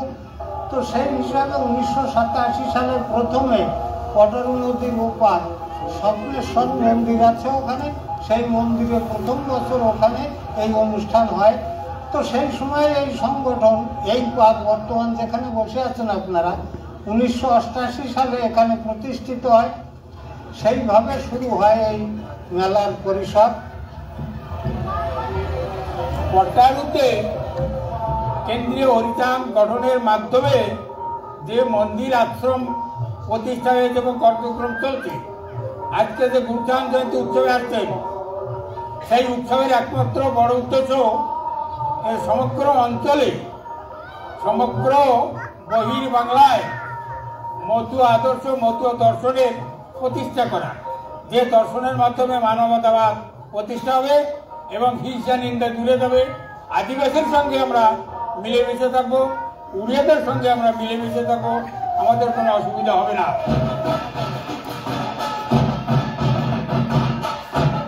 লক্ষের উপরে লোক হয় মালকানগিরির মানুষই, বা বিভিন্ন অন্য অন্তর্রাজ্য থেকেও, যেরকম মহারাষ্ট্র, ছত্তিশগড়, ওমারকোট, আরও পশ্চিমবাংলা এবং বিভিন্ন জায়গা থেকে ভক্তরা আসেন এখানে। আমার হরিচাঁদ গুরুচাঁদ ঠাকুর এসে মেয়েদের মাতৃজাতি বলে তাদেরকে সম্মান দিয়েছে এবং তাদেরকে শিক্ষিত করার জন্য, যে মাতৃজাতি যদি শিক্ষিত না হয় তাহলে ছেলে মেয়ে কোনোদিন মানুষ হবে না। এটা একটা সহজ সরল ধর্ম, এটাতে কোনো ছুয়া খাওয়া অমুক একটা সূক্ষ্ম সনাতন ধর্ম সহজ সরলভাবে আমাদেরকে দিয়ে গেছে যে হাতে কাজ করো, মুখে নাম করো। দণ্ডকারণ্যের মালকানগিরির পটেরো মন্দিরে প্রতি বছর মতুয়াদের দ্বারা পরিচালিত হয় এক মেলা, যে মেলাতে মতুয়ারা ছাড়াও স্থানীয় অধিবাসীরাও অংশ নিয়ে থাকে। আগে আমার বাবা অল্প তো শরীর ফরের ভালো ছিল না, ও অল্প তো মালটাল তো খাতো। খাওয়ার পরে কি কইছে, ওরা সাঙ্গ কইছে যে এরকম অল্প তো দিকিয়া নাও বাঙালির দিয়ে একটা পরিচয় মতে সেই সময়তে ভালো থাকবে, তাই দিয়ে আমার বাবা পরিচয় মতে গেছে। ও যাওয়ার পরে তারপরে আমিও দীক্ষা নিয়েছি। ঠাকুরের নাম দেব না এ করে সব কিছু আসবে, সংসার সব সত্যনাশ হয়েছিল, তাও ভালো হয়েছে। তা মধুয়া দেখলে তো আমার রাগ লাগে, আমার ওর মতো শান্তি ঠাকুরের দীক্ষা নিয়েছি আমি। আদিবাসীদের সঙ্গে আমাদের তখন অ্যাডজাস্টমেন্ট, এখন তো একটা ভাইচারা তৈরি হয়ে গেছে। আমরা আদিবাসীদের নিজের ভাই, তারা আমাদের ভাই বলে আমাদের আত্মীয়তা হচ্ছে ওদের সঙ্গে। তখন এই অনুকূল পরিস্থিতিটা ছিল না। এরা যে মতুয়া ধর্মকে প্রস্ফুটিত করে তোলার চেষ্টা করছে যে জাতপাত মানি না, আমরা সব এক জায়গায় এক প্ল্যাটফর্মের লোক, ভাই ভাই এক থালে একসঙ্গে খাচ্ছি। আমার তো মুসলমানও শিষ্য আছে, আমার ব্রাহ্মণ ছেলেও শিষ্য আছে আমার, এবং আদিবাসী বহুত আছে, বহুত এক একটা গ্রামে মহোৎসব করে আদিবাসী ছেলেরা।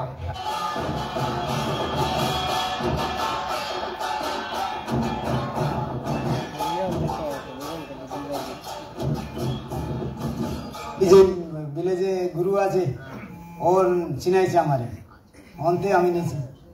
আমি 3-4 বছর ওরা ওই জায়গা মোচক হয়েছে, আমি ওই জায়গায় গেছি, তা কইছে এটি নিলে ভালো, ওই জায়গা শুনছি। তারপরে আমাকে রবীন্দ্র বাবা ওই যে গুরু ডাকি নিয়ে আসে, আমি নেব, হ্যাঁ ও গুরু বাবারে আমি নিয়ে আয়, আমিও নেব।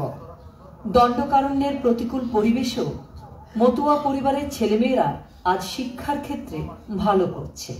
আমাদের ব্লকে 276টা স্কুল আছে, এবং যে ছেলেমেয়েরা পড়াশুনো করে তাদের তো সবকিছু ফ্রিতে দেওয়া হয়। হোস্টেলের ব্যবস্থা আছে, যদি তারা হোস্টেলে না থাকছে তাদের স্টাইপেন্ডের ব্যবস্থা সরকার এখানে করেছে।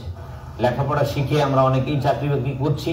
প্রথম আমরা এখানে যখন এলাম তখন তো খুব কষ্টেই ছিলাম, কিন্তু এখানকার সরকার আমাদের সব দিক দিয়ে সুবিধা করে, বিশেষ করে আমরা যারা নমশূদ্র আছি আমাদের এখানে শিডিউল কাস্ট অন্তর্ভুক্ত করে আমাদের সবকিছুতে ফ্যাসিলিটি অগ্রাধিকার দিয়েছে। মতুয়া ছেলেমেয়ে প্রায় লেখাপড়া জানা ছেলেমেয়ে নেই, এটা খুব কম। মেয়েরাও খুব ভালো, এখানে লেখাপড়ায় অনেক উন্নত। হ্যাঁ, এখানে এমন একটা সময় ছিল যেদিন কি এখানকার বাবা মা চিন্তা করতে পারতো না যে আমাদের ছেলে মেয়ে স্কুলে পাঠাতে হবে, কিন্তু যেহেতু বাংলাদেশ থেকে তারা এসেছিলেন, এখানে গুরুচাঁদ ঠাকুরের আদর্শ মাথায় নিয়ে এসেছিলেন, তাই তাদের ছেলে মেয়ে স্কুলে পাঠিয়ে আজ মোটামুটি শিক্ষক, মানে বললে ভুল হবে না, প্রত্যেক গ্রামে প্রায় বেশ কয়েকজন শিক্ষক আছে, ইঞ্জিনিয়ার আছে, ডাক্তার আছে। অনেক মালকানগিরি অনেক গ্রামের ছেলে মেয়ে, যেটা উড়িষ্যা অ্যাডমিনিস্ট্রেটিভ সার্ভিস, সেক্ষেত্রেও নিযুক্ত আছে। আইআইটি ইঞ্জিনিয়ার আছে এখানকার ছেলেমেয়েরা, ডিআরডিও, ইসরো, হ্যাঁ এখানেও আছে। যখন উত্তরোত্তর উদ্বাস্যদের আন্দোলন তীব্র থেকে তীব্রতর হতে লাগলো, তখন ভারত সরকার সিদ্ধান্ত নিলেন বিভিন্ন রাজ্যে এদিকে পুনর্বাসিত করা। তো আন্দামান একদম ফরেস্ট ছিল, মানে বন্য সংকুল। সেখানে যখন এমনি পুনর্বাসন দেওয়া হয়, প্রথমবার এটা যখন পাঠালেন তখন বিভিন্ন শ্রেণীর মানুষ, বর্ণের মানুষ, ব্রাহ্মণ, কায়স্থ বা অন্যান্য পেশার মানুষ পাঠানো হয়। কিন্তু তারা গিয়ে ওই বিশাল অরণ্য দেখে তারা ফিরতি জাহাজে যে বলে তারা আর সেখানে থাকে না। তো পরবর্তীকালে ওরা বোঝেন যে এই আন্দামানে বসত করতে পারে একরকম, যারা সুন্দরবনকে অথবা নোয়াখালীর এই বিস্তীর্ণ জলাজলি সেখানে যারা আবাদ করতে পেরেছে, বা এই মানুষগুলোই একরকম পারে এই অরণ্য সংকুল জমিতে ফসল ফলাতে। শুরুতে আমরা যখন এসেছি এই বড় বড় জঙ্গল কেটে জমি চাষ করে নিতে হয়েছিল। আন্দামানে টোটাল জনসংখ্যার 65% বাঙালি। আন্দামান নিকোবরে বিশেষ করে আমাদের যেখানে যেখানে সেটেলমেন্ট হয়েছে 38টা দ্বীপে, তার মধ্যে 20টা দ্বীপেই বাঙালি। আর বাকি দ্বীপগুলো যেমন নিকোবর ট্রাইবেলস রয়েছে, আরো যারা যারা ট্রাইবেলস আছে তারা রয়েছেন, সমস্ত যেগুলো টোটাল 836টা দ্বীপ আমাদের দ্বীপে আছে। এবং এই বাঙালি জনসংখ্যার মধ্যে 70% মতুয়া রয়েছেন, আর বাকি 30% কেউ বৈষ্ণব মতে তারা রয়েছেন, কেউ অনুকূল ঠাকুরের ধর্মে রয়েছেন, বিভিন্ন ধর্মে রয়েছেন। আমাদের মা বাবা যারাই বাংলাদেশ থেকে এসে আন্দামান নিকোবরে পুনর্বাসন পেয়েছেন, তারা তাদের বাড়ি ভিটা জমি পয়সা সব হারিয়েছে, কিন্তু গুরুচাঁদ ঠাকুরের যে আদর্শ যে ছেলে মেয়েকে লেখাপড়া দিতে হবে, হাজার কষ্টের মধ্যে থেকেও তারা তারা স্কুলে পাঠিয়েছে। এবং আজকে আমরা মতুয়া ঘরের যারা সন্তান, তারা এই আন্দামান নিকোবরের ম্যাক্সিমাম যারা রয়েছে 70% যে মতুয়া রয়েছে, সবার বাড়িতেই শিক্ষিত মতুয়া তারা।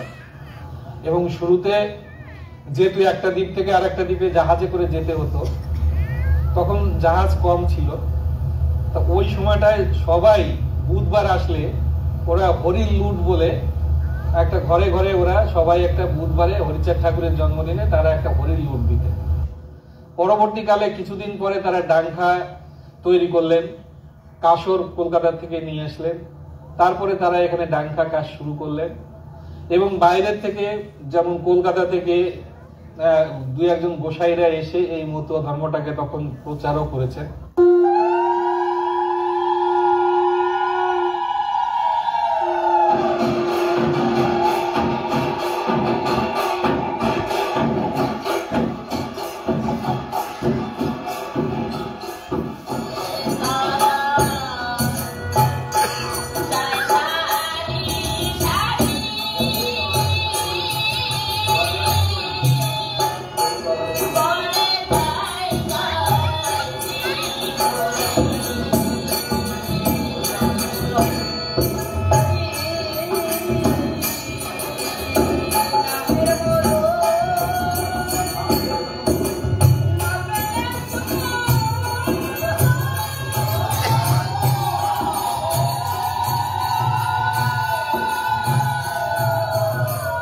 আমাদের বাড়ি ছিল খুলনাতে। আমরা যখন আসি তখন তো সব সরকারের তরফ থেকে আমাদের বহু কিছু দিয়েছে, যেমন চাষের জমি 15 বিঘা করে প্রত্যেকটি ফ্যামিলিকে, আমার বাবাকে 15 বিঘে চাষের জমি দিয়েছে, আর 15 বিঘে বাগানের জন্য জমি। তারা আসেন 1952। তো তখন থেকে মনে করো মতুয়া সম্প্রদায়ের লোক মানে মতুয়ার মন্দির করা বা সেখানে ঢাক ঢোল ডাঙ্কা আয়োজন করা, উৎসব করা, ওই 52 থেকেই আরম্ভ হয়ে আর্থিক মোটামুটি সকলেই ভালোবাসে। আর যদি বলেন তাদের শিক্ষা, তো আন্দামানের শিক্ষা বর্তমান এখন টুডে যারাই আমার 80 to 90% আমরা মতুয়া সম্প্রদায়ই আমরা শিক্ষিত। আমরা বরিশাল জেলা, বাবা ছিলেন ওটার নাম লেমুয়া। বাবা আমার দেশ ছেড়েছে আমার মনে হয় এখানে 59-এ রেকর্ড আমাদের রামনগর গ্রামে আমাদের পুনর্বাসন দিয়েছিল। মন্দির মানে ওসব জায়গা টেম্পোরারি মন্দির, সব ছোট ছোট, আর বেশিরভাগই ঘরে ঘরে ছিল হরি মন্দির। কমিউনিটি মন্দির এখন হয়েছে, আগে ছিল না। যাই হোক, এই কীর্তন টীর্তন এইসবগুলো হতো যখন আমি দেখতাম, ওর মধ্যে মানে কীর্তন হতো, হইহুল্লোড় করতো, কিন্তু আবার শেষ হয়ে গেলে যা তাই, কোনো ধরে রাখার মতো কোনো জিনিস নেই, কোনো শিক্ষার ব্যাপার ছিল না, শুধু একটা ভাবের আদান প্রদান। মানে কি ওই সময় কীর্তন করা, গান করা, কান্না করা গানের মধ্যে, হ্যাঁ, এইসব। এরকম গ্রামের যতগুলি বাড়িতে মতুয়া বাড়ি, আপনি প্রত্যেকটা বাড়িতে গেলে আজকে দেখতে পাবেন তাদের সামাজিক, অর্থনৈতিক সর্ব বিষয়ে অন্যদের থেকে মনে হয় একটু আলাদা। প্রত্যেকের বাড়িঘর খুব সুন্দর, পাকাপোক্ত বাড়ি পাবেন, ওরা উন্নতি করেছে। ঠাকুরের আদর্শ কি, একটা মানুষ তাকে বলছে তুমি কর্মবীর হবে, প্রথম কথা তুমি হাতে কাম মুখে নাম করো, কর্মবীর মানে তোমাকে কর্মকে গুরুত্ব দাও, কর্মই ধর্ম। এবং ওর জন্য আমরা এই জেনারেশনের মানুষ, বিশেষ করে আমরা যারা বসে আছি, এরা মিলে এখানে একটা জমি আমরা কিনেছি মিশন তৈরি করার জন্য। প্রায় 7.5 বিঘা জমি আছে আমাদের, আর আমরা সবাই এর মেম্বার আছি, জেনারেল সেক্রেটারি। এবং পরবর্তীকালে আমরা এই কমিউনিটিকে ডেভেলপ করার জন্য ওই মিশনের দ্বারা আগে বাড়ব। নতুন প্রজন্ম নতুনভাবে আকর্ষিত হচ্ছে, নতুনভাবে আকর্ষিত হচ্ছে। এই যে মানে ধর্মের টান যেটা, সেটা একটু কম, কিন্তু ওই যে নাচ গান, লাফালাফি, ওই ডাঙ্কা মারি, ওটা কিন্তু করছে। কিন্তু ওই কেন করছে, তাদের অন্তর্নিহিত কারণটা কি, ওইটা একটু কম। এখানে মোটামুটি ধরুন 836টা দ্বীপ, 836টা দ্বীপে প্রায় 40-45 দ্বীপে লোক আছে। এবং অধিকাংশ দ্বীপে এই ডাঙ্কা কিন্তু বাজছে, হরিনামের ডাঙ্কা কিন্তু প্রায় জায়গায় বাজছে, যেখানে যেখানে বাঙালি আছে প্রায় জায়গায় বাজছে। ওই ডাঙ্কা বাদ্য শুরু হলো, ওই নতুন নতুন ছেলেরাও বাজাবে, বাজাতে বাজাতে সব ফ্ল্যাট হয়ে পড়ে, কিন্তু বন্ধ হয় না। এই যে মতুয়া ধর্মের একটা রীতি আছে, ব্রাহ্মণ্য বর্জিত ভাবে কাজকর্ম করা। এবং আমার পিতা উনি এই যে ব্রাহ্মণ্য নিয়মকে একটু উপেক্ষা করতেন। তো উনি মৃত্যুর আগে উইল করে গেছেন যে আমার শ্রদ্ধানুষ্ঠান মতুয়া ধর্ম মতে ব্রাহ্মণ বর্জিত রূপে হবে, নইলে আমার বংশের অমঙ্গল হবে। তো আমরা পিতার এই কার্য না, আমরা ব্রাহ্মণ্য বর্জিত মতুয়া ধর্ম মতে করেছি। এবং তাতে আমাদের কিছু লোক বিরোধিতা করেছে, স্বাভাবিকভাবে বিরোধিতা করবে, গ্রামের লোক কিছু কম এসেছে। তারপরে 6 মাস পরে আমার মা মারা গেলেন, তখনও মায়ের কাজও ওই মতুয়া ধর্ম মতে করলাম, কিন্তু তখন অনেক লোক এসছে। প্রথমবার একটু বিরোধিতা করে পরের কিন্তু এসছে। বাংলা ভাগের পর পশ্চিমবঙ্গের 24 পরগনার বনগাঁর কাছে ঠাকুরনগরকে ঘিরে গুরুচাঁদ ঠাকুরের পৌত্র প্রমথ রঞ্জন ঠাকুর বা পিয়ার ঠাকুরের উদ্যোগে গড়ে উঠেছে মতুয়াদের আরেকটা নতুন কেন্দ্র। ঠাকুরনগরের প্রথম প্রতিষ্ঠা হয় 1948 সালে। স্বর্গীয় প্রমথ রঞ্জন ঠাকুর, ব্যারিস্টার প্রমথ রঞ্জন ঠাকুর এটাকে প্রথম ঠাকুরল্যান্ড অ্যান্ড ইন্ডাস্ট্রিজ প্রাইভেট লিমিটেড করেছিলেন। তো সেখান থেকেই এর যাত্রা শুরু। পরবর্তীতে নগর তৈরি হলো এবং ঠাকুরনগর হওয়ার পরে এখানে হসপিটাল, এখানে স্কুল, এখানে কলেজ, সমস্ত কিছুই ধীরে ধীরে ধীরে ধীরে গড়ে উঠেছে। ঠাকুরনগর যখন সৃষ্টি হয়, প্রথম পিয়ার ঠাকুর তার শিক্ষাকেই অগ্রাধিকার দিয়েছে, যেটা হচ্ছে মত ধর্মের মূল দর্শন। শিক্ষা একমাত্র মেরুদণ্ড। এখানে প্রাইমারি স্কুল, হাই স্কুল, মেয়েদের জন্য গার্লস স্কুল, পরবর্তীকালে কলেজ করার ওনার খুব ছিল, কিন্তু সেই হিসেবে লাস্টে আমি করে যেতে পারিনি। সেটা আমাদের সরকার পিয়ার ঠাকুর নামে গভর্নমেন্ট কলেজ এখানে করে দিয়েছে। পরবর্তীকালে আমরাই সরকারের কাছে দাবি করেছি হরিগুরুচাঁদের ইউনিভার্সিটি নাম করে সেখানে তাদের সেই সম্মান দিয়েছে। ভারতের পশ্চিমবঙ্গে মতুয়াদের বিশাল সংখ্যক উপস্থিতির কারণে বর্তমানে মতুয়ারা পরিণত হয়ে পড়েছে ভারতের বড় বড় রাজনৈতিক দলগুলোর কাছে একটা বড় ভোট ব্যাংকে। ভারতের বড় রাজনৈতিক দলগুলো মতুয়াদের ভোট পাওয়ার আশায় তাদেরকে পক্ষে টানার জন্য ইদানিং নানা রকম ভাবে চেষ্টা করে যাচ্ছে। আমরা বসে আছি পবিত্র কামনা সাগর পাড়ে। মতুয়া জগতের সাথে সম্পৃক্ত সবচেয়ে পবিত্র পূর্ণ দিঘি এটি। প্রতি বছর মধুকৃষ্ণা ত্রয়োদশী তিথিতে এই কামনা সাগরে শ্রীধাম ওরাকান্দিতে আগত লাখো লাখো ভক্তবৃন্দ অবগাহন করেন। ওনারা পবিত্র হওয়ার জন্য, নিজেদেরকে শুদ্ধ করার জন্য, ইহজাগতিক পাপমোচন, পারমার্থিক কল্যাণ অর্জনে সম্পূর্ণ আধ্যাত্মিকতায় নিমজ্জিত হয়ে এই কামনা সাগরে স্নান করে থাকেন। প্রতি বছর হরিচাঁদের জন্মতিথি উপলক্ষে ওরাকান্দির কামনা সাগর দিঘিতে বারুণীর স্নান ও মেলা অনুষ্ঠিত হয়। লক্ষ লক্ষ মানুষ তাতে অংশগ্রহণ করে। প্রতি বছর ওরাকান্দির বারুণীর মেলায় আসার জন্য দক্ষিণ বাংলা সহ সারা দেশের মতুয়াদের মধ্যে গ্রামে গ্রামে চলে ব্যাপক প্রস্তুতি। কোনো কোনো গ্রামে নারী মতুয়ারা নিজেরাই আয়োজন করে একটা দল নিয়ে ওরাকান্দির মেলায় আসে। আগে মতুয়াদের সব দলই ওরাকান্দির বারুণীর মেলায় আসতো নৌকায়, এখন আসে মূলত বাসে, ভ্যানে, রিক্সায়, নৌকায় বা ট্রলারে। তবে পায়ে হেঁটেই আসে বেশিরভাগ ভক্ত। যাত্রা পথে তারা কোনো গ্রামের কোনো মতুয়া পরিবারে রাত্রিবাস করে। সকালে আবার তারা বেরিয়ে পড়ে ওরাকান্দির পথে। খুলনার 13 খাদার মুসলমান মতুয়া ভক্ত তিনকুড়ি মিয়ার আশ্রম থেকেও আসে ভক্তদের একটা দল। তিনকুড়ি মিয়ার ভক্তদের এই দলটা না এলে বারুণীর মেলার অনুষ্ঠানাদি শুরু হয়।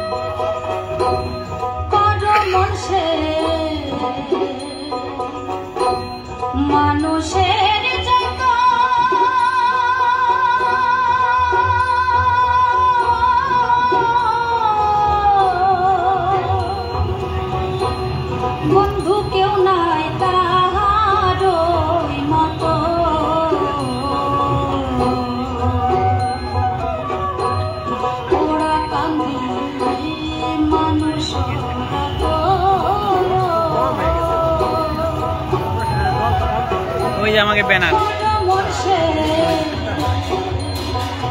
সরকার ছুটি চাই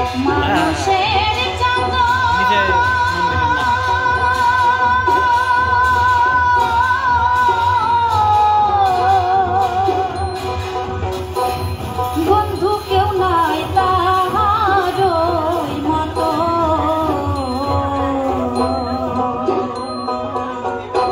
ও যতনে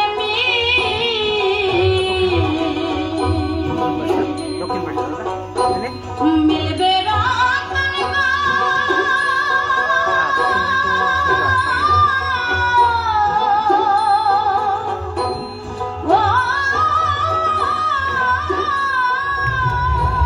একই দিনে পশ্চিমবঙ্গের ঠাকুরনগরেও অনুষ্ঠিত হয় এই বারুণীর মেলা। ঠাকুরনগরের বারুণীর স্নানেও অংশ নেয় লক্ষ লক্ষ ভক্ত। সবচাইতে বড় কথা হচ্ছে ঠাকুরনগরের যে ঐতিহ্য মেলা, পূর্ণব্রহ্ম শ্রী শ্রী হরিচাঁদ ঠাকুরের আবির্ভাব তিথি উপলক্ষে যে মেলা হয়, সেটা একটা ভারতবর্ষের বুকে একটা ব্যাপক আলোড়ন সৃষ্টিকারী ফেয়ার মেলা বলে আমরা মনে করি। মেইন হচ্ছে এর যে মুখ্য উদ্দেশ্য হচ্ছে বারুণী স্নান, যেটাকে হলি বাথ বলে। সেই বারুণী স্নানের মাধ্যমে ওই দিন যারা ভক্ত আছে তারা পূর্ণ স্নান করেন এবং ঠাকুরের জন্মতিথি উপলক্ষে তারা স্নানের মাধ্যমে আশীর্বাদ নেন এবং মন্দিরে তাদের পূজা পার্বণ থাকে।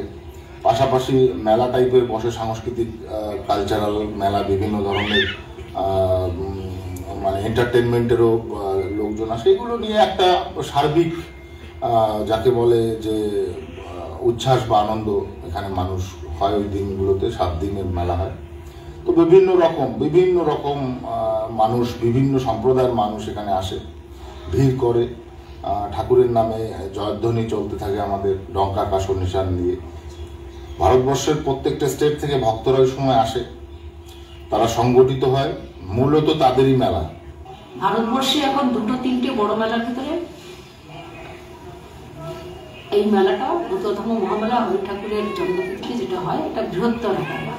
হরি ঠাকুর যখন জন্মগ্রহণ করেছিল, আমরা মধুকৃষ্ণ ত্রয়োদশী তিথিটা ধরি। মানুষ সেটা মানে বলতে বলতে তার ভিতরে সেই শুনতে শুনতে সে অভ্যস্ত হয়ে গেছে, তাই বারুণী ছিলেন। কিন্তু আমরা তো পুজোর অধিকারই ছিল না, আমাদের তো শিক্ষার অধিকার নেই, পুজোর অধিকার নেই, ধর্মের অধিকার নেই। তাহলে আমরা তো ওই স্নানের অধিকার আমাদের ছিল না। আমাদের অধিকার দিল হরি ঠাকুর, এবং আমরা হরি ঠাকুরের জন্ম উৎসবে মধুকৃষ্ণ ত্রয়োদশীকে আমরা স্নানটা করি।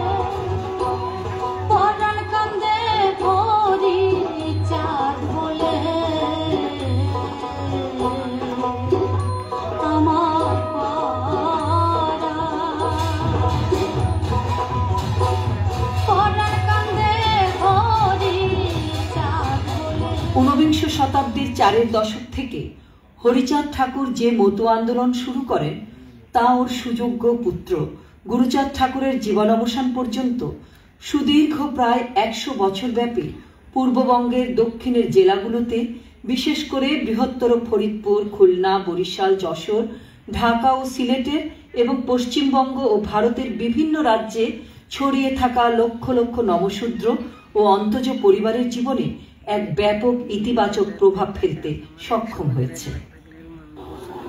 হরিচাঁদ গুরুচাঁদের যে স্বপ্ন ছিল, সেই স্বপ্ন যদি তার সময় সফল হতো, তার থেকে আর আনন্দের কিছু ছিল না।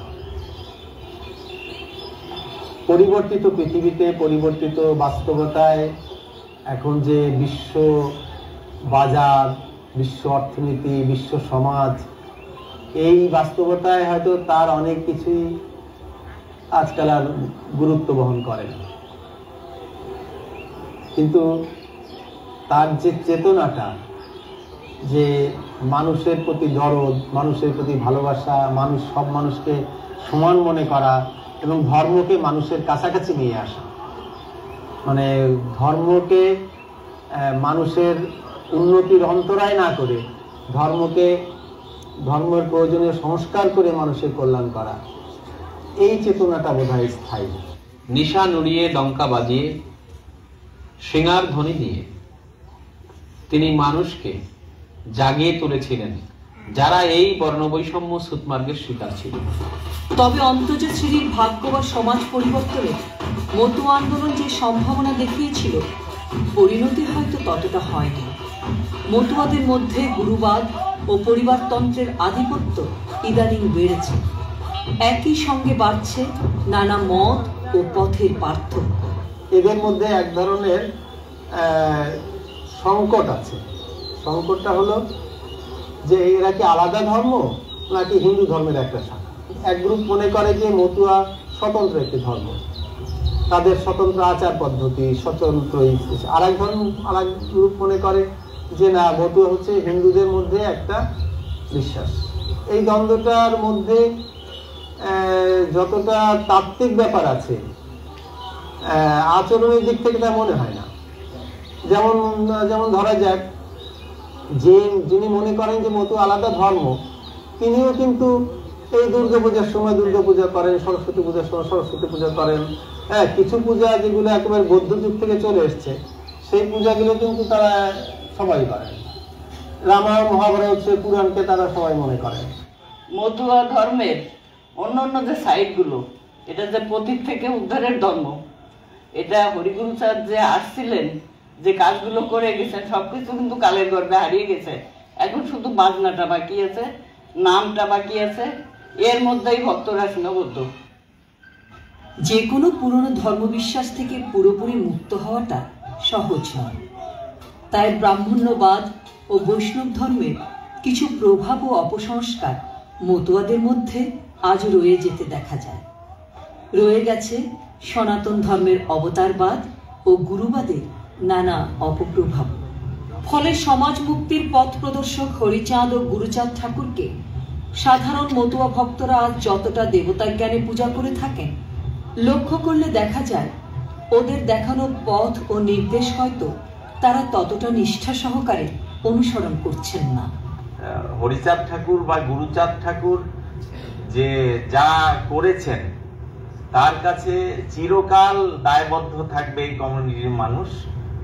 এদের সংগঠিত করে এদেরকে নতুন একটা রাস্তা দেখিয়েছিল, বাঁচার একটা অবলম্বন ওনারা দিয়েছিলেন।